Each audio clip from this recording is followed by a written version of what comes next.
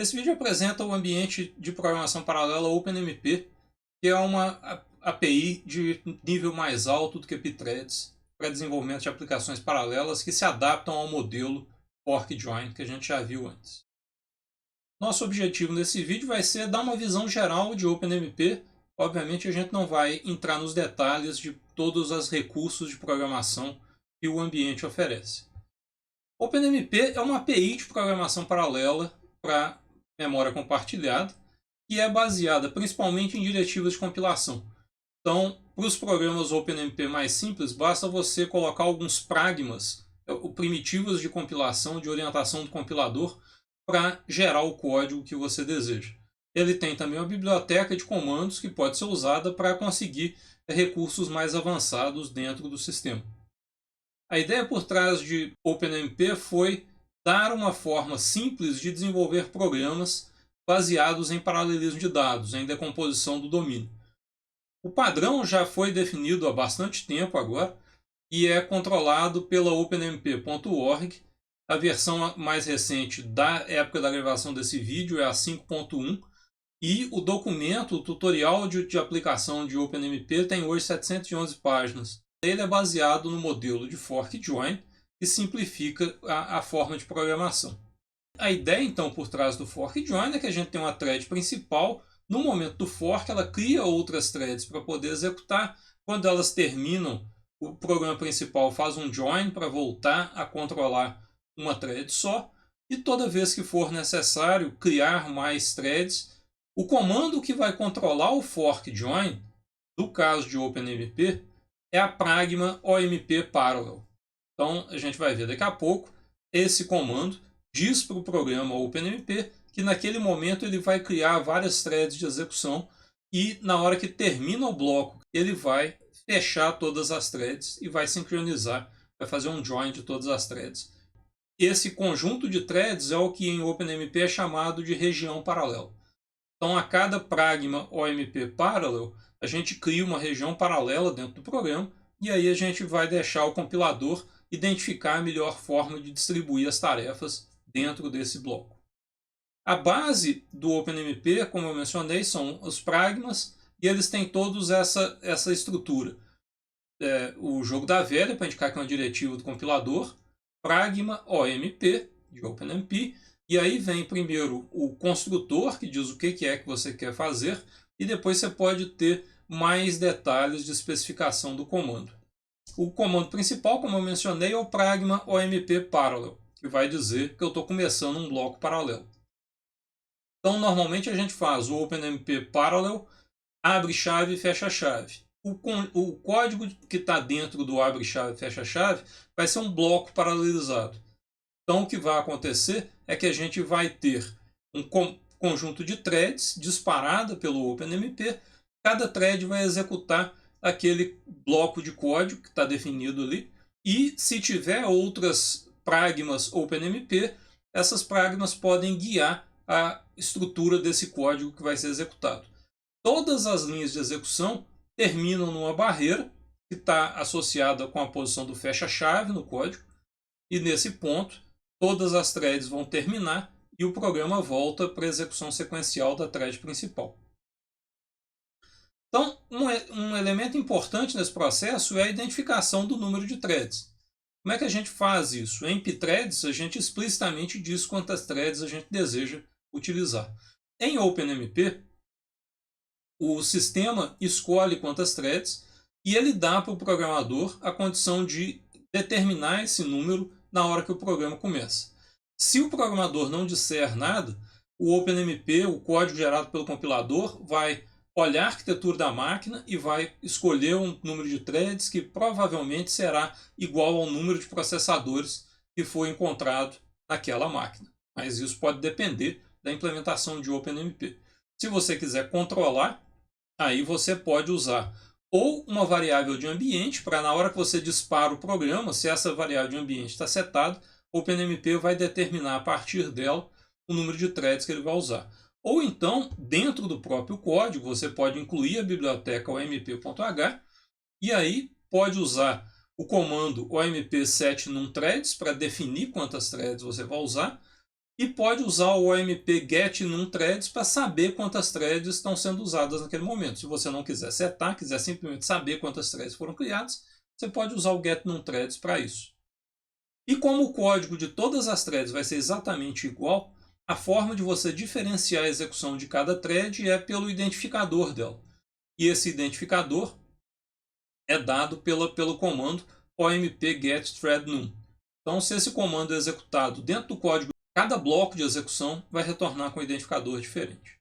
Continuando nessa estrutura dos vários pragmas de OpenMP, a gente já viu o OMP Parallel, a gente tem o Parallel For, que vai ser usado explicitamente para dizer isso aqui é um for que eu quero que seja paralelizado, e tem detalhes que a gente vai ver daqui a pouco para controlar as variáveis do for, que é, por exemplo, o comando private.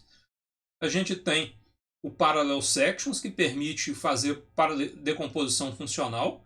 O OMP Single, que permite que dentro de um conjunto de threads você pode dizer, olha, tem um pedaço de código aqui que eu quero que seja executado uma vez só, por uma das threads. Todo mundo espera esse código executar e depois continua. Por exemplo, para inicializar variáveis, determinar um identificador geral e assim por diante. O OMP tem alguns recursos para fazer sincronização entre threads. Por exemplo, para dar exclusão mútua. Então, o OMP Critical vai permitir indicar um comando onde você vai executar um bloco de operações como uma seção crítica. E o OMP Barrier, você pode criar explicitamente uma barreira entre as threads que estão em execução. Lembrando que sempre vai ter uma barreira no final do bloco, a não ser que você use algum comando especial para dizer que a barreira não é necessária. Então, o principal uso do OMP é para paralelização de for. Nesse caso, a gente pode fazer um pragma OMP, depois um pragma OMP for, para dizer que o for que vem logo depois do OMP for deve ser paralelizado. O efeito disso, então, é que o código das iterações do for vai ser executado por várias threads. Eu posso também combinar os dois pragma OMP Parallel e pragma OMP for, num pragma só. Então eu posso escrever pragma OMP Parallel for, e aí vem o for na linha seguinte. Isso vai dizer que o que está dentro do for vai ser executado como código paralelo. O que vinha antes é código sequencial, o que vier depois do fim do for vai ter uma barreira para controlar o fim do for, e aí ele volta a executar código sequencial dali para frente. Como a gente viu, o número de threads não tem a ver com o for diretamente, mas sim com o número de processadores. O compilador vai gerar código que vai cuidar de distribuir as iterações do loop entre as várias threads que forem criadas. Então, as iterações são distribuídas pelo compilador, não diretamente pelo programador. Basta eu dizer que cada iteração tem esse código e as threads vão cuidar de distribuir as iterações entre elas. O modelo de memória que vai ser usado para as threads é que, basicamente, se eu não disser nada, praticamente todas as variáveis são compartilhadas por default. As variáveis de pilha que estiverem dentro da seção paralela vão ser privadas. Então, se dentro de um bloco de um OMP Parallel eu criar uma variável, aquela variável vai ser criada dentro de cada thread. Mas variáveis que já existiam no momento que eu chamar o OMP Parallel vão ser, a princípio, compartilhados por todas as threads. A variável de controle do loop é privada. E aquilo dali é exatamente o que vai identificar cada iteração do loop.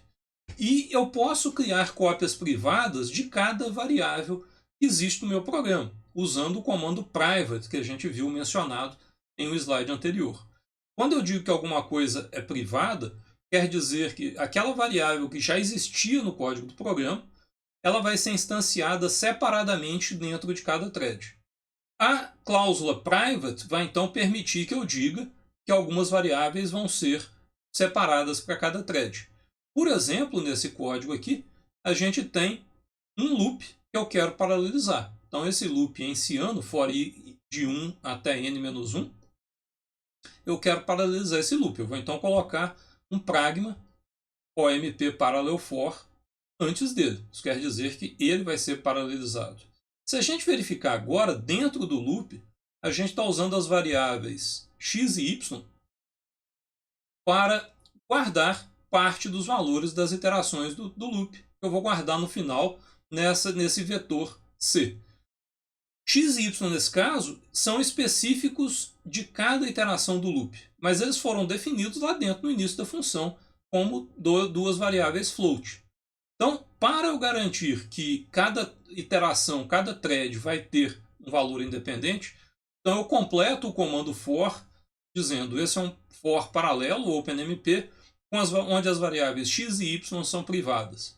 Então, elas são inicializadas dentro do for, elas não têm o valor anterior delas, não importa mais, elas são inicializadas dentro de cada thread, e aí eu posso atribuir valores e ler valores em cada thread, que isso não vai afetar as outras. Ou, se você quiser pensar assim, em cada iteração do loop. Lembrando que as threads é que vão cuidar de separar as iterações. Se eu quiser fazer agora decomposição de funções com o OpenMP, eu vou usar esse comando OMP Parallel Sections. Então, se eu tenho um pedaço de código que tem ali 3 funções, se a gente estivesse executando esse código desse jeito, seriam 3 chamadas sequenciais da função phase1, phase2 e phase3, representadas aí com cores diferentes.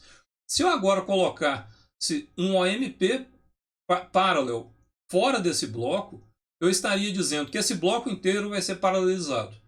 Então, se eu tivesse 4 processadores, o que eu ia ter seriam 4 threads executando cada uma delas, fase 1, fase 2 e fase 3, como essa figura do OMP Parallel indica. Mas eu posso querer, na verdade, definir 3 códigos diferentes, 3 tarefas diferentes, que eu quero que seja executado por 3 threads separadas. Para isso, eu vou definir o Parallel Sections, e antes de cada pedaço de código, eu vou colocar um OMP Section. Nota que o Parallel Sections é plural, e depois o OMP Section singular, para identificar cada pedaço do código. Então, agora eu defini que fase 1, a chamada de fase 1 é uma seção, a chamada de fase 2 é outra seção, a chamada de fase 3 é outra seção. Fecha a chave, então terminou o bloco paralelo. O efeito disso agora é que fase 1, fase 2 e fase 3 vão ser executadas em paralelo. E vai ter uma barreira no final para esperar o término das 3 funções, que podem demorar tempos diferentes. Então, com isso, eu consigo fazer decomposição de funções simples também, usando o OMP. Eu posso ter outros comandos, como eu mencionei. Então, se eu quiser deixar explicitamente que uma variável vai ser compartilhada, tem um comando para isso. Para ter uma seção crítica, eu tenho um comando específico para isso, que é o critical, e eu posso identificar várias travas mutex diferentes dentro do meu código, dando um nome para cada um. Se eu tiver um punhado de iterações que somam um valor no final, eu posso usar uma redução para fazer essa operação e pegar a soma no final. Então, o OMP e o compilador geram automaticamente código que vai fazer o cálculo em cada iteração e vai fazer uma operação de redução, que é a forma mais eficiente de pegar essa soma no final, sem ter exatamente uma seção crítica comum em cada etapa do código. Eu posso determinar guias de como que as threads vão executar cada iteração e vão executar cada tarefa que for definida com esse comando schedule. E como eu mencionei, eu posso usar um comando single para dizer, olha, esse código aqui é para todas as threads, mas esse pedacinho aqui vai ser executado uma vez só. Então tem essas e várias outras pragmas especiais que a gente pode usar para definir comandos dentro da linguagem. Em geral, o importante é que a gente saber que, para paralelizar um loop, basta eu colocar um pragma dentro do meu programa e, na hora de compilar o programa, eu compilo o meu programa com "-f OpenMP e mando gerar o executável com o nome que eu quiser. Com isso, se eu colocar um pragma OMP Parallel for com variáveis privadas dentro do código, isso daí vai gerar paralelização praticamente automática do meu código, sem eu ter que preocupar com os detalhes. Apenas para ilustrar um pouco mais, considera essa multiplicação de matrizes, é um código que a gente já viu várias vezes, onde eu tenho os 2 loops externos para percorrer todas as posições da matriz de resultado, e o último loop interno vai fazer o produto vetorial de linha e coluna de A e de B. Esse loop mais interno ele é difícil de paralelizar, porque eu estou fazendo aí a multiplicação de vários elementos e o meu objetivo é somar todos esses produtos na variável temp que eu vou colocar na posição final da matriz C e J. mas os outros dois loops eu posso paralelizar. Então eu posso, por exemplo, olhar para esse loop vermelho, que é o loop mais interno, e dizer que eu vou paralelizar esse loop com parallel for. O efeito desse pragma agora é que eu vou pegar o loop mais interno, o for j, e vou executar cada interação do for j potencialmente como uma thread diferente. Se a gente pensar no efeito disso em termos do código, é essa figurinha onde eu tenho um fork join, faço o for j para uma linha de A, termino, faço outro for j para a segunda linha de A, termino, faço outro for j para a terceira linha de A e assim por diante. Então eu vou criando várias threads para executar em paralelo, espero elas terminarem para interação do loop mais interno e começo de novo. Para fazer essas várias iterações, eu tenho que prestar atenção agora nas variáveis que eu estou usando em cada iteração. Então, se a gente verificar, temp é uma variável que ela é privada de cada interação. É exatamente onde eu vou fazer o produto de um elemento da matriz C. E a variável k também é interna a essa iteração do OMP Parallel For, porque ela está nesse loop mais interno. Então, temp e k são duas variáveis que eu quero que sejam privadas dentro da paralelização do for. Então eu vou dizer pragma OMP Parallel For private k e temp. São as duas variáveis que vão ser locais dentro desse código. Mas se eu olhar para esse código, eu vejo que eu tenho um outro loop mais externo. E essa estrutura de fork join, fork join, fork join, fork join, pode não ser a melhor para o meu programa. Então eu posso resolver que ao invés de colocar esse pragma onde a gente colocou, eu vou colocar o pragma OMP Parallel no nível mais externo, paralelizando o loop mais externo, que é o loop para cada linha da matriz A. Nesse caso, eu vou ter que verificar de novo quais são as variáveis que eu vou usar. São as duas que eu já tinha identificado antes, temp e k, que afinal de contas, se elas estavam dentro do loop mais interno, elas continuam dentro do loop mais externo. Mas agora, o loop para as colunas de B, que é o loop em J, também é interno. Então, a minha variável J agora também vai ser interna para cada iteração do loop mais externo, que é o loop em I. Então, agora eu vou colocar lá private J, K e temp. Quando eu executar esse código agora, eu tenho só um fork join. Porque eu disse que o loop paralelo é o mais externo. Então, aquele loop, quando ele começa, ele é paralelizado, sem mais paralelização nesse caso. Então, isso seria a solução final. E se eu executar esse código, como eu fiz, a gente pode comparar a versão sequencial, a versão paralela com o loop mais externo e a versão paralela no loop em J, no loop mais interno. Então, a gente tem aí os tempos para 3 tamanhos de matriz diferentes, 1000 por 1000, 2000 por 2000 e 3000 por 3000. E aí a gente tem as 3 implementações diferentes, a implementação sequencial, a implementação OMP, que é a do loop mais externo, e a OMPJ, que é a do loop em J, que é o loop mais interno. Para os 3 tamanhos de matriz, a gente tem o tempo para a execução desse código sequencial.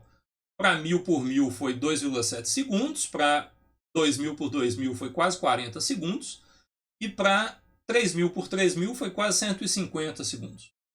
Agora, quando a gente executa a paralelização do loop mais externo, o tempo cai, né? Então, nessas barras em verde agora, a gente vê que os tempos caem. Quando a gente vê a paralelização do loop mais interno, a gente vê que aquele efeito do fork join, fork join, fork join, acaba tendo um preço em termos de tempo de paralelização. Nota que o tempo de execução foi sempre um pouquinho maior do que a paralelização do loop mais externo. E se a gente fizer o cálculo de speedup nessa figura, a gente vai ver que o speedup da versão com a paralelização mais externa é sempre um pouco melhor do que o speedup da paralelização no loop mais interno. Mas fica ali sempre por volta de 4, que era o número de processadores que tinha nessa máquina. Eram as máquinas lá do laboratório de graduação do DCC-UFMG. Como ela tinha hyperthreading, na verdade deu um pouco mais de 4 de paralelismo, porque na verdade a gente tem 8 threads virtuais em 4 cores. Então dá para ter um pouquinho mais de paralelismo nesse caso. Isso dá para vocês uma visão geral do que é o poder do OpenMP. É uma técnica que vocês devem considerar quando vocês tiverem problemas de paralelização, que são basicamente loops, que são muito comuns de se encontrar em problemas de alto desempenho. Normalmente eles não se adaptam muito para paralelização em servidores web, por exemplo, onde o modelo de thread a gente vai ver que ele normalmente é bem mais flexível.